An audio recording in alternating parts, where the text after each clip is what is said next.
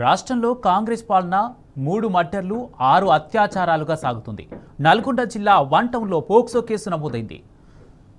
Gurrampodu police స్టేషన్లో కానిస్టేబుల్గా పనిచేస్తున్న సత్యనారాయణ ఓ minor బాలిక పట్ల అసభ్యంగా ప్రవర్తించినట్లు బాధితులు ఆరోపించారు.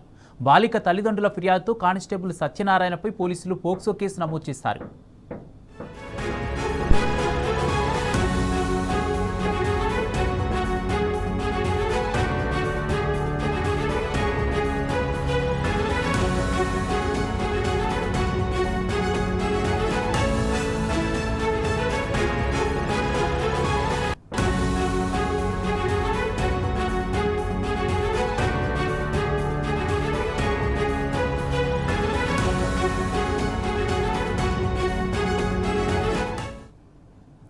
నల్గొండ జిల్లా వన్ టౌన్లో పోక్సో కేసు నమోదైంది. గుర్రంపోడు పోలీస్ స్టేషన్లో కానిస్టేబుల్గా పనిచేస్తున్న సత్యనారాయణ ఓ మైనర్ బాలిక పట్ల అసభ్యంగా ప్రవర్తించినట్లు బాధితులు ఆరోపించారు.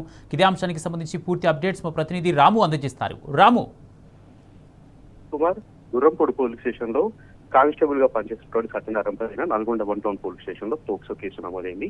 కొన్ని రోజుల క్రితం నల్గొండ పట్టణంలో సైకిల్ పైన ఒంటరిగా వెళ్తున్నటువంటి ఒక మైనర్ బాలికను అడ్డగించి అసభ్యంగా తాకి అసభ్యంగా ప్రవర్తించడంతో ఆ బాలిక తల్లిదండ్రులకు చెప్పింది.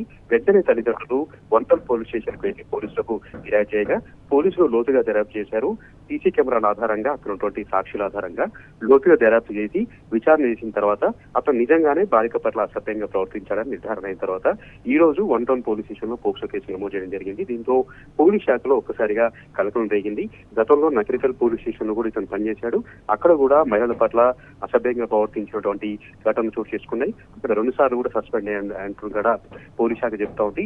అయినప్పటికీ కూడా ఇంత యథేచ్ఛగా వివిధ పోలీస్ స్టేషన్ లో ఏ విధంగా పోస్టింగ్ ఇస్తా ఉన్నారు, అతనికి ఏ విధంగా మళ్ళీ విధులు బాధ్యతలు ఉపజెప్తున్నారంటూ కూడా సర్వత్రు కూడా విమర్శలు వ్యక్తమవుతున్నాయి. గుర్రంపోడు పోలీస్ స్టేషన్ లో వచ్చిన దగ్గర నుంచి కూడా ఇదే రకంగా విధులకు డుమ్మా కొడుతూ ఎక్కడ కూడా విధులకు హాజరు కాకుండా ఇక్కడ ఇబ్బందులు పెడుతున్నట్టుగా కూడా అక్కడ ఉన్నటువంటి సిబ్బంది కూడా చెప్తా ఉన్నారు. ఈ రోజు నేరుగా ఒక మైనర్ బాలిక పట్లనే అసభ్యంగా ప్రవర్తించి కటకటాల పాలయ్యాడు. పోక్సో కేసు నమోదైంది. దీంతో ఒక్కసారిగా కూడా కలకలం రేగింది. డిఎస్పీ ఆధ్వర్యంలో ప్రత్యేక బృందం సీసీ కెమెరాల ఆధారంగా ఇదంతా కూడా విచారణ చేసి అతను నేరం చేసినట్టుగా నిర్ధారణ అయిన తర్వాతనే ఈ పోక్సో కేసు నమోదు చేసినట్టుగా వన్ టౌన్ సిఐ అయితే చెప్తా ఉన్నారు. ఇక ఇలాంటి ఘటనలు చోటు చేసుకోకుండా పకడ్బందీగా చర్యలు తీసుకోవాలని కూడా సర్వత్రు కూడా డిమాండ్ వ్యక్తమవుతారు. ఎందుకంటే గతంలో కూడా నకరికల్ పోలీస్ స్టేషన్ లో 2 ఘటనలు జరిగాయి కాబట్టి ఇతను 2 మహిళలను ఈ విధంగానే అసభ్యంగా ప్రవర్తించినటువంటి ఘటనను చోటు చేసుకుని అక్కడ కేసు నమోదైంది. అక్కడ సస్పెండ్ కూడా అయ్యాడు కాబట్టి మరొకసారి ఇలా ప్రవర్తించకుండా కఠినంగా చర్యలు తీసుకోవాలి, కఠినంగా శిక్షించాలంటూ కూడా డిమాండ్ అయితే వ్యక్తమవుతూ ఉన్నాయి. అయితే పోలీస్ శాఖ కొంత గోప్యంగా వచ్చింది.